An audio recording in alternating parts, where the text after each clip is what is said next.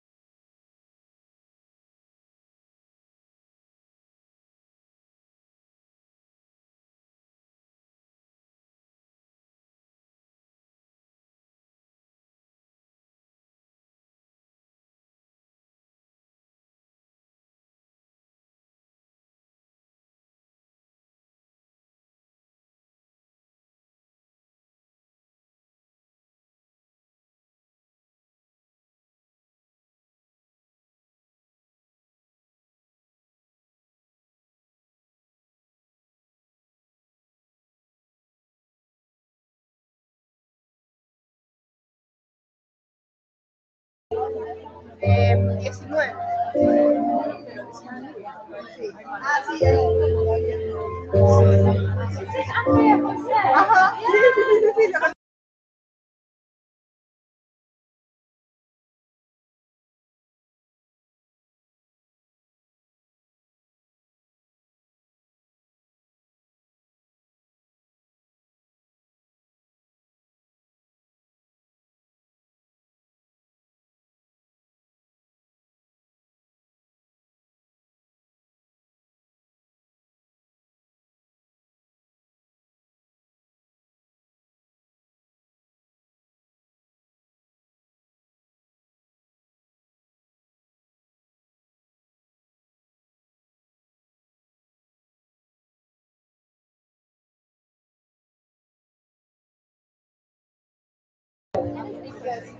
Soy de acá, sí, pero estudié diseño en la película. O sea, estudié primero arte plástica, luego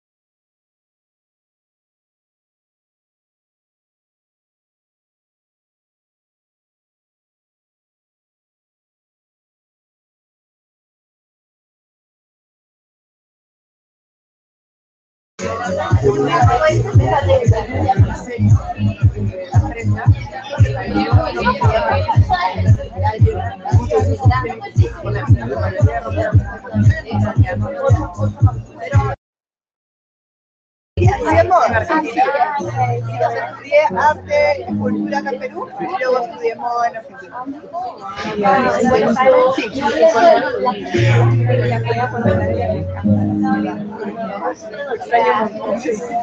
Cada vez que puedo voy.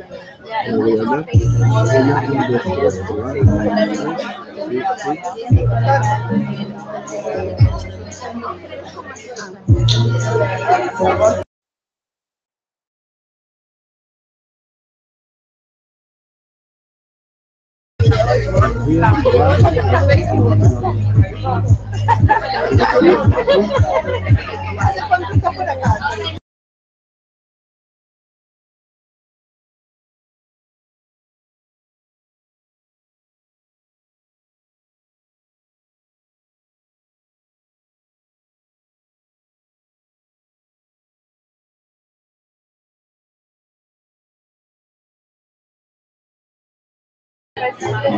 Hola, hola, sí, probando en el campo Monterrico,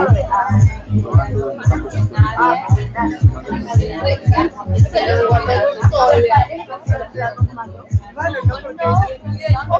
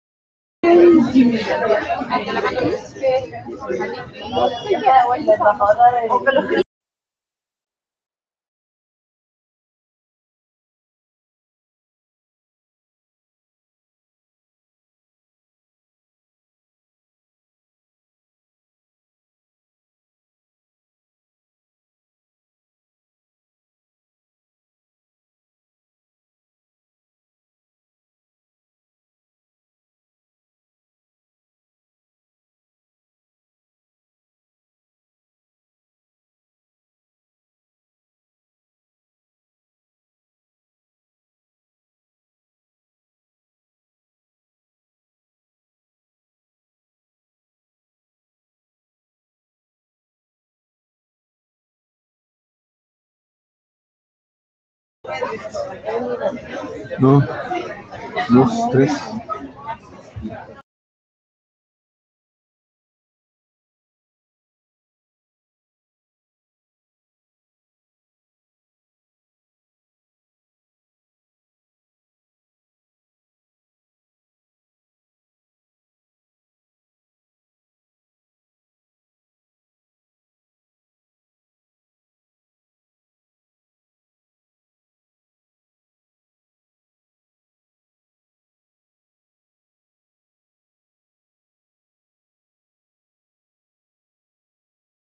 Vamos a comenzar un poquito con diseño de moda y hemos invitado a Helen Robertham y ella viene desde el Reino Unido, en realidad está viviendo en Perú hace un tiempito, vino de casualidad, de vacaciones y se quedó, porque está fascinada con todo lo que Perú le puede ofrecer. Entonces, ella les va a contar un poquito sobre ella y hacer una presentación, pero todo va a ser en inglés, chicos, porque es su idioma y ustedes deberían de tener la capacidad de entender todo. Cualquier cosa igual, preguntas y demás, igual habla español, pero es mucho mejor la conferencia en inglés. ¿Sí? Gracias por venir. Helen. Okay, so obviously, thank you very much to Jimena. I'm super excited to be here today because from doing this presentation and looking and doing some research on exactly what I wanted to talk about luxury fashion brands today, I now realize exactly why I'm here, and I actually quit fashion back in 2014. After I was working as a handbag designer, and I'd worked for people like Jimmy Choo and Alexander McQueen and Burberry for 4 years. And what I wanted to explore today was exactly why now I feel really engaged with fashion again. And it's definitely because over the past 2 to 3 years, we've seen a massive shift in the fashion landscape. And it's definitely because of this factor, the renaissance of irony. And I think we have some architecture and interior design students here as well. And I think this concept can definitely be applied to the consumers in these fields as well. So yeah, obviously I'm going to use some references from Burberry just because I do think they have adopted this massive shift. And yeah, we've seen a massive change in the fashion landscape, especially at the top with the luxury brands, and more thankfully we are seeing now fashion is art, fashion is psychology, how it makes us feel, and fashion is a direct commentary on popular culture. And these are the things that always inspired me as a fashion student. I grew up learning about Martin Margiela, and you know, I was also inspired by people like Alexander McQueen, the true artists of fashion. And I think when I left fashion and quit, I felt that had gone out of the industry, and hopefully you can see why. So as you can see, back in maybe 2012 and around this time, I was actually working on these collections. You can see around 2012 to 2014, you know, our images of luxury fashion brands were a world of aspirational fabulousness. It was ostentatious perfection and glamour, and a real exclusivity. And if we look at the imagery of Burberry today, it couldn't be more further. You know, we've got the youth, we've got older people, we've got a complete recontextualization of what it is aspirationally fashion brands want to convey. And yeah, especially they're expressing vulnerability, the fragility of youth, and almost bad taste. And we can see again, you know, just using another example, Gucci, you know, look what they were doing like again in 2012, 2014. It was exclusive club, super glamour. and look at Gucci now, obviously with Alessandro Michele. It's, you know, we've even got public transport in the background, and you know, it's borderline wacky. So why did this happen, and who started it, and when did this reality check happen? And for me, and I don't know if the fashion students here are aware, or anybody is aware of Vetmon, and I think in terms of design, everybody here should be really not looking at what Vetmon, the collective of designers, are doing, and not necessarily in terms of fashion, in terms of art, and how they've broken the rules, they've blurred the lines, they've literalized and normalized and completely deconstructed popular culture. Just as much as, I just see this as much as Andy Warhol, when Andy Warhol put the Campbell's suit in an art gallery. So yeah, for me, Vetmon are the real kind of game changers for luxury brands and luxury fashion today. And they, yeah, and so much so that now they're the creative directors for Balenciaga. And who are Vetmon? They are Demna and Goran Vazalia, Goran Rucinski, and Lotta Volkova. And there are other people in this collective. And actually, Demna designed at Martin Margiela, who was the pioneer of irony in fashion. But how and why did they cause such an impact when we've seen irony on the catwalk for years? And what Vetmon have done as luxury fashion pioneers is they've been the first design collective to truly understand internet culture. So as I say, like back in 2014, I just kind of finished 4 years at Burberry, and I'd started at another little luxury brand called Sophie Hume. And especially for me, I was working in accessories. So, you know, it was very much merchandising, hard sell. And thanks to the internet, I felt that, and a lot of other designers felt that fashion didn't actually feel cool anymore. Social media had meant that we were all aspiring to everybody else's perfectly filtered lives. What did it mean to be in fashion when you could buy a catwalk copy from Zara? Or, I mean, this was truly tragic for me. Lindsay Lohan was made the creative director for Emmanuel and Goro. And at the time, you know, we just seen a Spice Girl becoming a fashion designer. And now, to be fair, I do really feel that Victoria Beckham has earned her stripes as a fashion designer. But you know, then we saw Kanye West step into the ring as well, and I think it really disgruntled a lot of people in the fashion industry. And I think as well, luxury fashion suddenly lost their sense of luxury. So with all these celebrities, you know, getting all these jobs, everybody was doing it. Everybody was doing luxury fashion. Everyone was seeing it, and you would look at all the designers at fashion weeks, and it was just more and more people, more and more products, more and more images. But I specifically felt that nobody was really saying anything and nobody was really doing anything. And it felt like luxury fashion was a rainy day hobby for a privileged wannabe, or a big merchandising exercise that was, for example, at Burberry, we always wanted to sell, make specific collections for China. We just had a massive economic crash in the USA and Europe, so everybody was just going on the hard sell for China.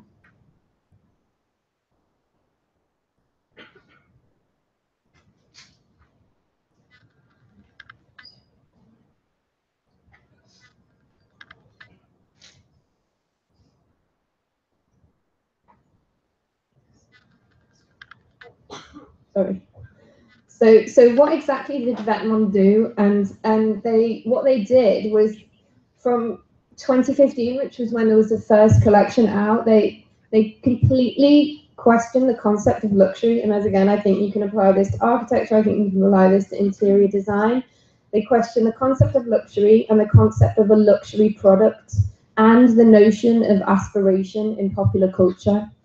So even though we'd seen irony in fashion before, Vetmon ensured they conveyed complete anti-luxury throughout the whole process from concept to catwalk. You know, look at his design development process. They spend 20 minutes on a piece of clothing, whereas, you know, most other fashion luxury houses would pride themselves on 100 years of craftsmanship, and even through to the final output of, if you look at their website, you know, it's completely not about the image, it's just about making cool clothes.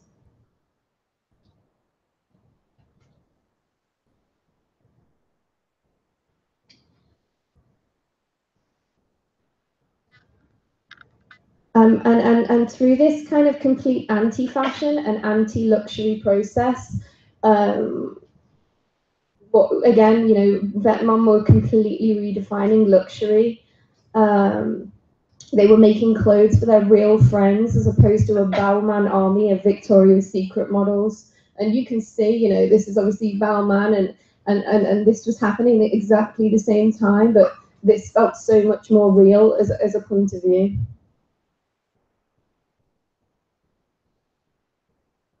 And also, Denmark, through Vetements, had created a literal world as opposed to a virtual world. This sense of realness is where the real luxury comes into play, and how he's had such a huge effect on luxury fashion brands today.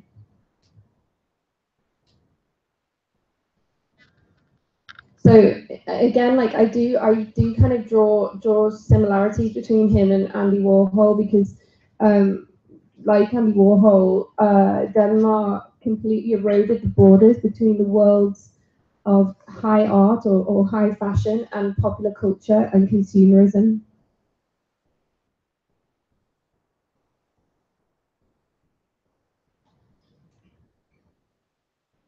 And you can see, you know, for example, I don't know if you're aware of the IKEA bag that he just completely copied and slapped on a $2,100 price tag, you know. And that's the work of a true artist. You know, when you go into an art gallery, there's so many times you will see, you know, a blank canvas with a dot on it, and you think, well, I could do that. And that's where his genius and it comes into play. He has this audacity and the intellect to work fashion as art again, and he's completely doing a parody on what fashion is and what product is.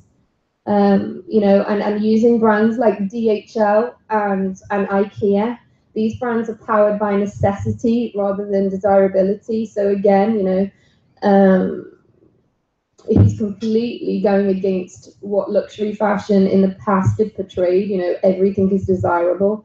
So these items aren't just unfashionable; they're anti-fashionable, and you know, what he's presenting is, for what some people can see, is ugly. And so where fashion once aspired to have beauty and an aesthetical refinement, he consciously and unapologetically rejects aspirations, preferring to ironically embrace the ugly instead.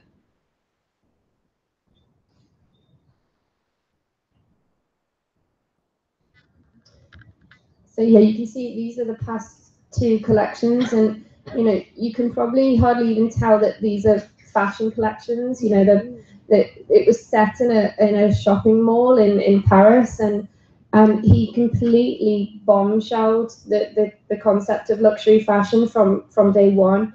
He's recontextualized streetwear, recontextualized subcultures. So you know, we can see here, you know, there's emos, there's the bouncer from your nightclub, and you know, your kind of standard tourist, your skater boy, your kind of dad, and he's cross-referencing all the time.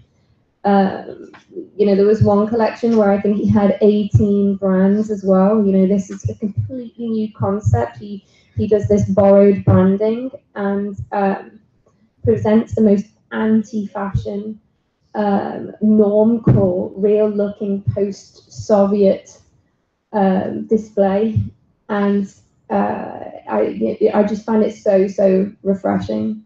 And he does it in every single element of his company. You know, if you look at his website, for example, I mean, it's so mundane. And as I say, you know, how much do half of these items cost? Over $1,000.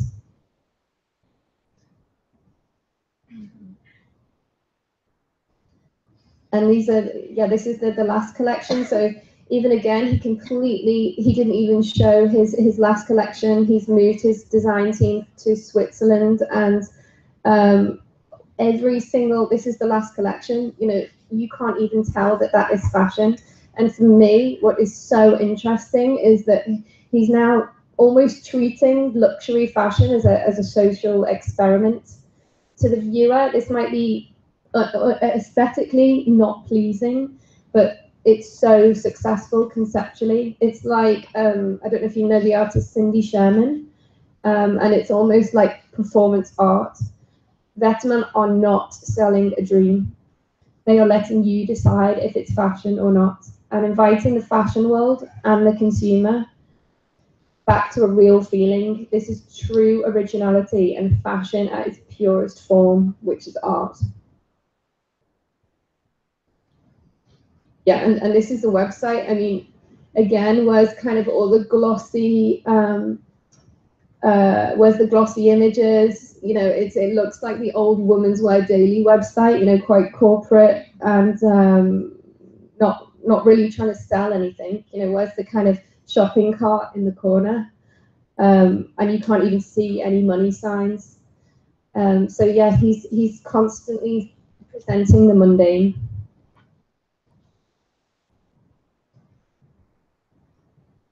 So what does this mean for luxury brands today? And it's fantastic because Denmark studied at Antwerp, which is where Martin Margiela studied, and then he actually designed Martin Margiela. So we're seeing this renaissance of fashion of art and irony in luxury brands and concepts again. And obviously he went on now to be the head of design and creative director at Balenciaga. So again, we're just seeing more interesting things. You know, this skirt, for example, is a car mat. I don't know how many taxis I get into, and you know, I'm always feeling so great when I see one of these on the floor, because it's just so genius that this is being presented as a $2,000 skirt now. And in his first season, Denmark won the international luxury designer at the British Fashion Awards. So he's been fully accepted by being so anti-fashion. And again, this is more images from the catwalk. He's doing menswear as well. So completely presenting such an opposite aesthetic to what we've seen in the past. And you know, obviously, how does that feed into the other brands and other luxury brands? And obviously, people were really quick to jump on his bandwagon. And for me, like, you know, you see the Louis Vuittons, you see the Burberrys, you see the Pradas, even the Pradas. You know, everyone thought Lucia Prada is always kind of a lead runner in her field, but people are really following what he is doing, and he's being desperately, ironically bootlegged by the bigger brands. Prada.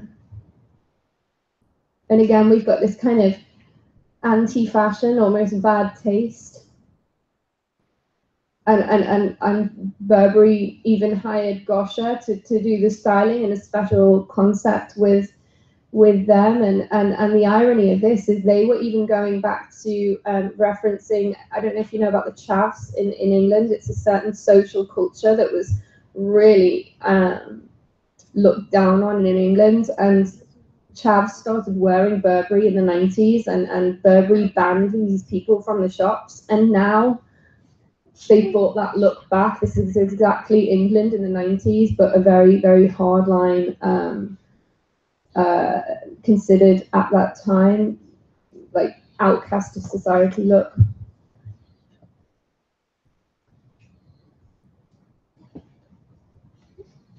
And also, it's also meant that obviously Vetman started from the concept, not even a concept of streetwear, but he looked to the street, and now we've seen the rise of these more conceptual sports looks brands. So there was more designers coming up and around the 2014, including Off-White, and the creative direction for Kanye West. And again, we're seeing, you know, usually with fashion there is a zeitgeist, and you can see the synergy for these conceptual sports looks brands that have been completely inspired by what Vetmon have been doing.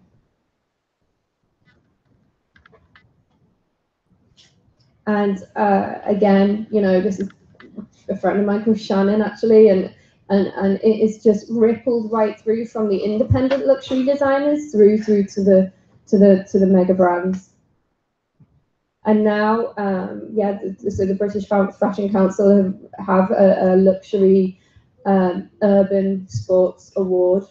So for design and consumerism, I think, you know, sportswear now is considered a massive part of luxury merchandise. And kind of just to add at the end, you know, what I think is so great about this story is, as I say, when I kind of was becoming quite disgruntled with fashion back in kind of 2013, 2014, we'd lost Alexander McQueen, we'd lost John Galliano, and for me they were two massive creative inspirations. And obviously what John Galliano did and how he kind of fell from grace was, I don't condone, but he was a massive miss on the fashion circuit to inspire designers. And ironically now he's come back to fashion, and he is now at Martin Margiela, where Denmark started his career. So, and I feel in terms of luxury fashion, he's the only person that can do this irony as well and as authentically. And again, he's looking at celebrity, and those celebrities, you know, when Kendall Jenner or Kardashian gets off a plane, and he's just deconstructed this whole look just as authentically as Vetmon. So yeah, that's the end.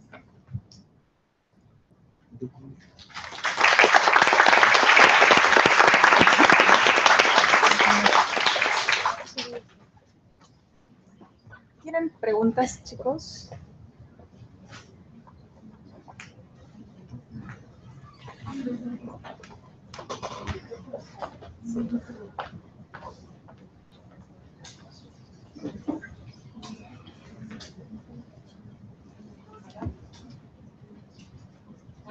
Sí. ¿Tienen preguntas? Consultas en español.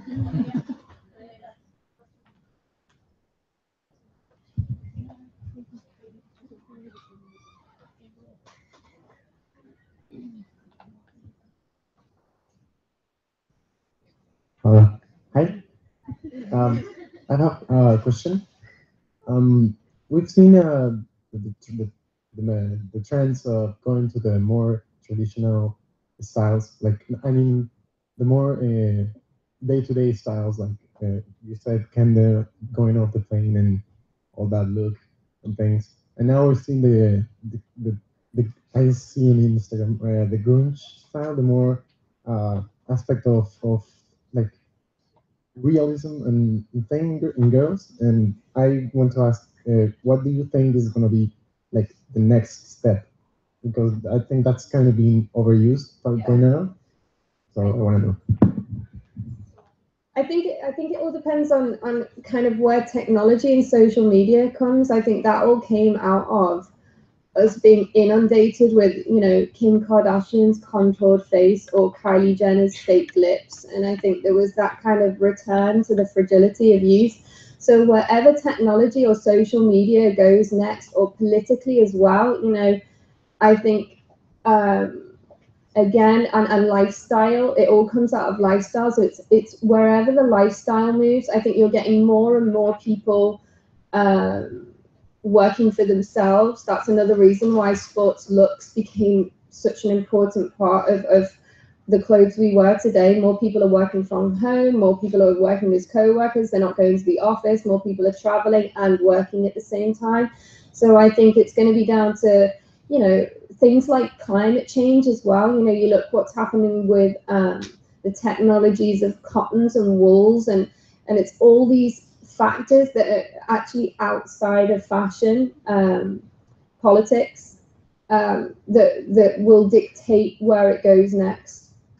You know, I never see a fashion trend as a trend. It's always something outside of it. It's what's happening in politics. It's what's happening socially, and that is a reason why designers react. You know, Vetmon reacted to the internet, so it's what's the next thing to react to.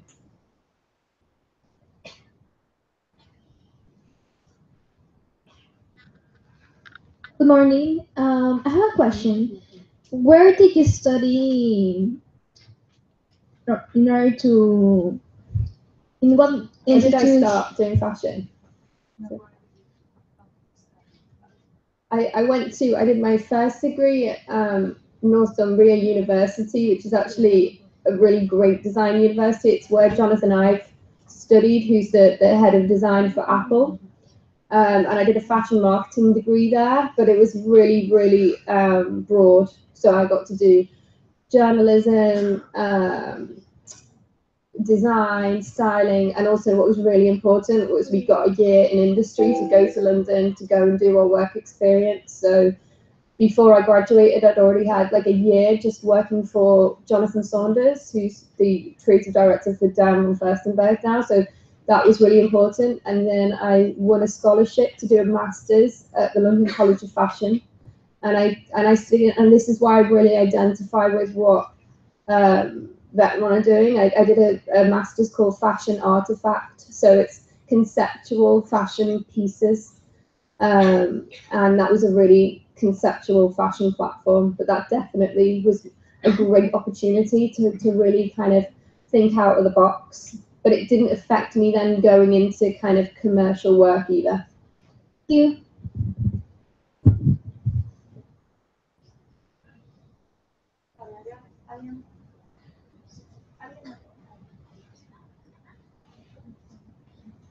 Right. So you say that fashion actually is changing and is demanded by concepts like anti-culture, anti-passionate. So do you think, well, personally, I think that it's about because exist people who use what they want to use or to be comfortable. But I don't know, what do you think about this? About what's happening in fashion now. Yes. Am I enjoying it? Yeah, Definitely. why do you change it? I think as I say, when I kind of became a bit jaded with fashion, I was just feeling that, you know, people were just succumbing to the internet. We were just producing images and images and images and images, and there was no concept. You know, people were just producing things to sell. It wasn't an observation on anything socially, and I think that's always it for me as a designer. I've always been really kind of socially motivated. I mean, I don't know if you've read a book. I think it's a great book for all designers, The Tipping Point by Malcolm Gladwell. You know, all these kind of social factors that end up affecting what we wear. You know, there could be a heat wave during summer that, you know, and that's down to global climate change. And then how does that affect what we wear next year? So for me, it was all social factors are way more interesting for me. Everybody's different. Some people like just aesthetics, but I think that's why I then became really re-engaged with fashion again after I could see what Vetmon were doing. But you know, to be brutally honest, when Vetmon came out, I was like, I didn't really understand it at the time. Again, I just thought it was another, you know, person designing a hoodie for £2,000. So, and again, but the, you know, the beauty of hindsight and research and retrospect, I had a chance to understand it by even stepping away from fashion.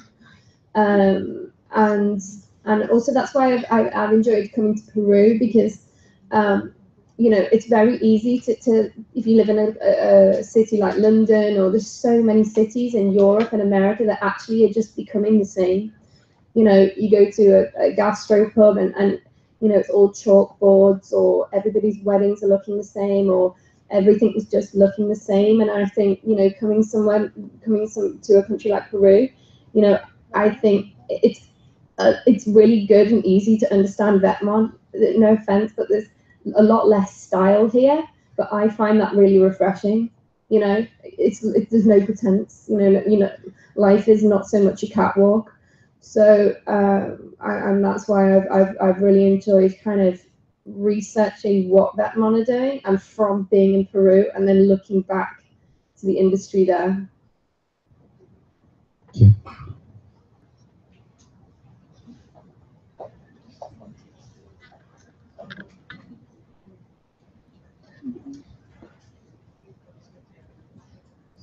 Hi, I want to know, what do you think about the non-fashion consumer? Like, we know about that month and what they do, but people that don't understand fashion or they don't like fashion at all, what do you think they are getting for this kind of trend?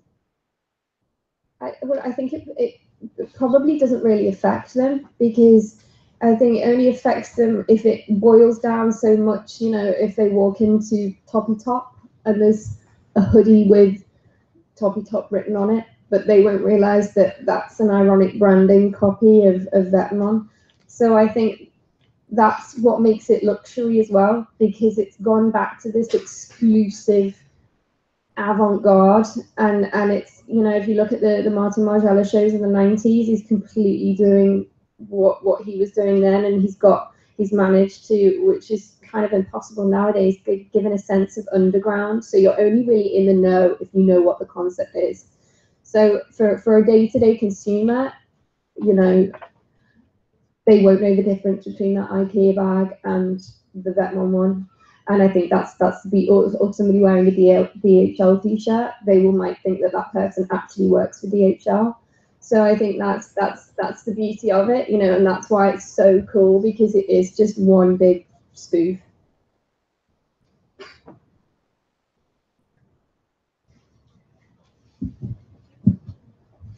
¿Alguien más tiene una pregunta? ¿Otra pregunta?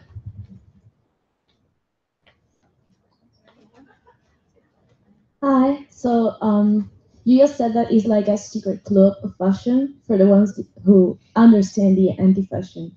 So what happens when everyone is wearing anti-fashion? When this trend is, you know, so much used, because we already can see it, like Kendall Jenner and so many celebrities are using it. So how long is gonna last? I think, you know, it just depends how bad taste and wacky and ugly they want to go. You know, you saw what Gucci did for their last campaign. I mean, we were on Mars. We were all going to have green faces, and you know, it's just kind of how much they are going to push will mean how much it gets filtered down. So, and unless, you know, someone else comes along soon that just decides that it's really cool, I don't know, to go and wear bananas on our heads, then, you know, we might start all wearing bananas on our heads. But it's just, it's until the next person comes along and changes the cycle, or what's the next, like I said before to the other guy, that, you know, he's reacting against the internet. So, you know, we're seeing a big shift. Just look at what's happened with Harvey Weinstein at the moment. You know, there's a lot of talk about women's rights. There's loads of talk about identity, sexual violence. You know, what is that going to mean for how we wear clothes? So then we might have another designer come in that does something that completely is about that, and then people really want to connect with that. It just depends on the longevity of this and how much he keeps on reacting, because he might want to stay in the anti-fashion, or he might just decide to react to something else. So so watch this space. I don't know.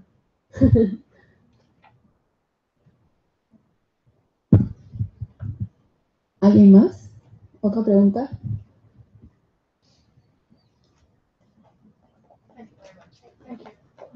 Gracias.